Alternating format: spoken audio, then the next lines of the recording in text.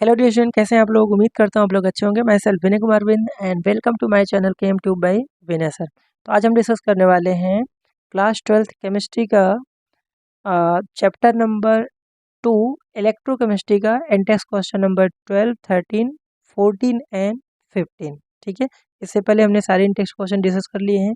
ये last series है intakes question का, उसके बाद हम लोग एक्सरसाइज के क्वेश्चन सॉल्व करेंगे। तो देखते हैं क्वेश्चन नंबर 12 क्या दिया है।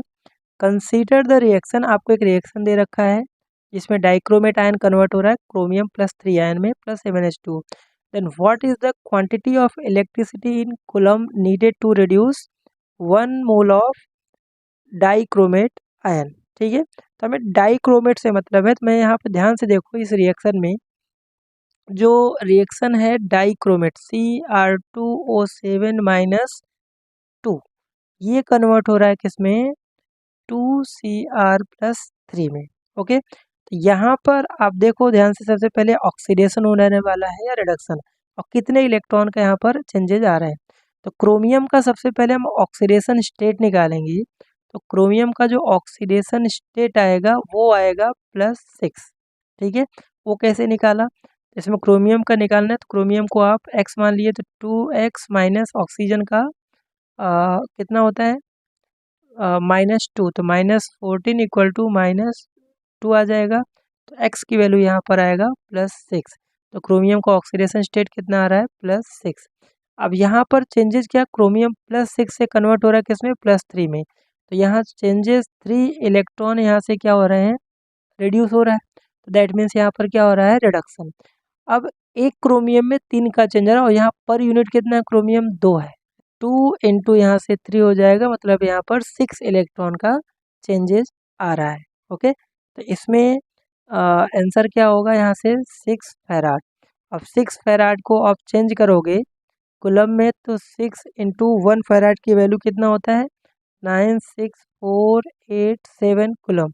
इसको सिंप्लीफाई करेंगे तो आंसर आएगा 578922 कूलम, और यही इसका फाइनल आंसर है। ठीक है, तो सिंपल से इसमें आपको इलेक्ट्रॉन देखना था, कितने इलेक्ट्रॉन का यहाँ पर रिडक्शन चेंजेस हो रहे हैं।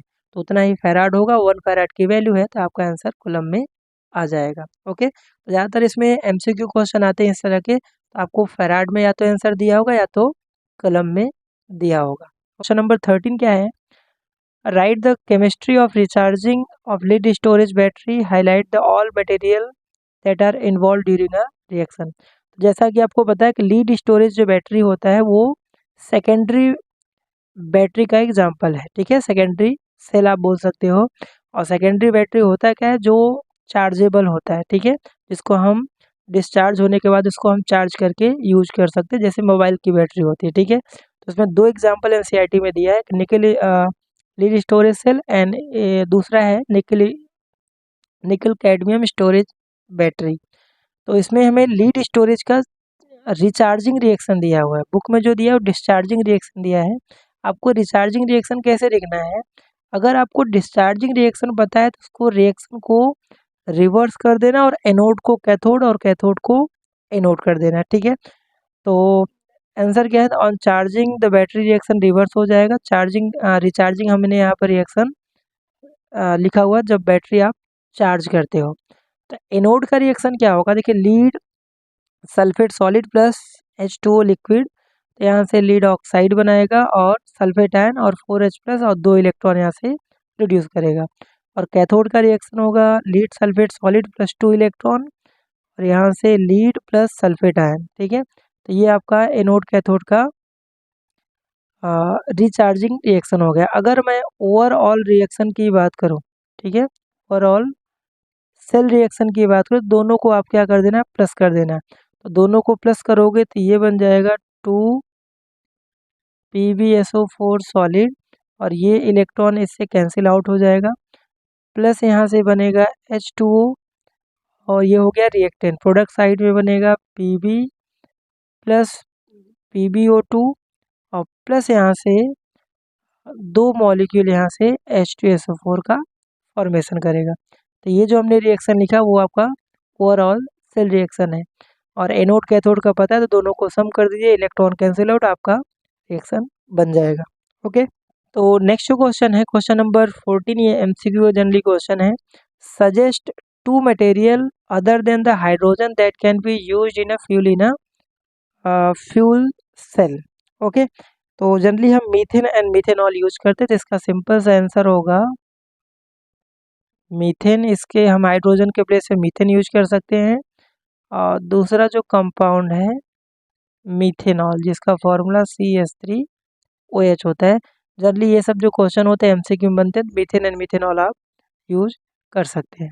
ओके, तो नेक्स्ट जो क्वेश्चन है क्वेश्चन नंबर 15, क्वेश्चन है explain how rusting of iron, ठीक है, envisaged at setting of the electrochemical cell. ठीक है, तो सबसे पहले कोरोजन के बारे में लिखना है। कोरोजन क्या है? कोरोजन स्लोली कॉस्ट of the surface of metallic object with oxide और other salt of the metal.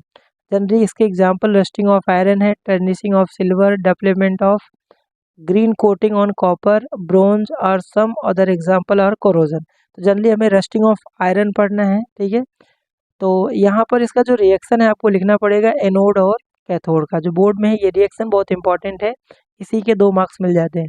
तो एनोड का रिएक्शन क्या होगा? At particular spot of object made of iron oxidation takes place and that spot behave like anode. और anode का reaction बहुत आसान है, तो आप चाहो तो इसको आसानी से याद करते हो। आयरन जो कन्वर्ट हो रहा है फेरस आयन में, 2 आयरन 2 फेरस आयन और 2 इलेक्ट्रॉन यहाँ से लूज करेगा, तो यहाँ पर क्या बन रहा है? यहाँ पर ऑक्सीडेशन। तो एनोड पे हमेशा क्या होता है? ऑक्सीडेशन। और अगर कैथोड की हम बात करें, कैथोड पे क्या हो रहा है? Electron release from anodic spot move through the metal and go another spot of the metal, reduced oxygen presence of H+ ion, this spot act as a cathode. और कैथोड का रिएक्शन आपका यहाँ पर है, ऑक्सीजन 4H+ 4 इलेक्ट्रॉन लेगा और 2H2O बना देगा। और यहाँ पर आपको दिखने में लग रहा है ऑक्सीजन का ऑक्सीडेशन स्टेट 0 है O2 स्टेट में, और यहाँ पर -2, दैट मीन्स यहाँ पर हो रहा है रिडक्शन। तो कैथोड पे हमेशा क्या होता है? रिडक्शन। ओके, अगर आपको ओवरऑल सेल रिएक्शन लिखना है तो वो भी बहुत आसान है, दोनों को आप प्लस कर दीजिए, इलेक्ट्रॉन इलेक्ट्रॉन कैंसिल आउट। तो ओवरऑल सेल रिएक्शन जैसे आपने लीड स्टोरेज में लिखा तो वैसे यहाँ भी लिख सकते हैं। थोड़ा सा ये जो थ्योरी वाला पार्ट है, हम कोरोजन को प्रिवेंट कैसे करते हैं, ये भी हमने एनसीईआरटी का ही पॉइंट लिया है, थोड़ा सा इसको रीड कर लेते हैं ना। ठीक है, the prevention of corrosion is a prime important and it not only save the money but also help in prevention of incident of such as bridge collapse और failure of the key component during the corrosion. ठीक है, अब कौन से तरीके वो आगे दिया है। On the one of the simplest method preventing corrosion is the prevent the surface of the metallic object to come in contact with atmosphere। हमें क्या करना है? जो मेटल है उसके सरफेस को एटमॉस्फेरिक कॉन्टेक्ट से रोकना है। ठीक है, तो this can be done by covering surface with paint. ठीक है, और by some chemicals, painting, oiling, greasing corrosion के प्रिवेंट करने के तरीके होते हैं। इसके अलावा कुछ केमिकल जैसे बायोफिनॉल जो होता है, इससे भी आप कांटेक्ट को रोक सकते हैं मेटल और एटमॉस्फेरिक को। तो बायोफिनॉल ये एमसीक्यू में आपसे पूछ सकता है। And another simplest method to covering the surface by other metal, जिसको आप गैल्वेनाइजेशन बोलते हैं। जब जिंक की कोटिंग करते हैं आयरन मेटल के ऊपर तो उसको बोलते हैं गैल्वेनाइजेशन, है ना। टिन की भी कोटिंग कर सकते हैं।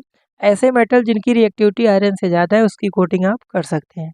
तो जनरली टिन एंड जिंक दिया है that are inert or react save the object। Electrochemical method provide the sacrificial of the another metal, जैसे मैग्नीशियम जिंक की भी कोटिंग कर दो। सैक्रिफिशियल मतलब जैसे मान लीजिए ये आयरन रॉड है ना, इसके ऊपर आप जिंक मेटल की कोटिंग कर दीजिए, इसी को सैक्रिफिशियल एनोड बोलते हैं। जो इलेक्ट्रोलाइटिकली मेथड से इसको हम कोटिंग करते हैं, है ना। तो जिंक की जब कोटिंग होती है इसको हम बोलते हैं गैल्वेनाइजेशन। ओके, तो ये थोड़ा प्रिवेंशन के तरीके हैं, आपसे बन सकते हैं। तो इस क्वेश्चन को अच्छे से प्रिपेयर करके जाइए, बोर्ड में कई बार कोरोजन और उसको प्रिवेंट करने के तरीके पूछे हुए हैं। ठीक है, तो ये हमने पूरे इलेक्ट्रोकेमिस्ट्री के इंटेक्स को क्वेश्चन डिस्कस कर दिए हैं। और अगर आप चैनल पर नए हैं तो चैनल को लाइक शेयर सब्सक्राइब जरूर करें। मिलते हैं नेक्स्ट लेक्चर में जिसमें हम एक्सरसाइज के क्वेश्चन डिस्कस करेंगे। Thank you.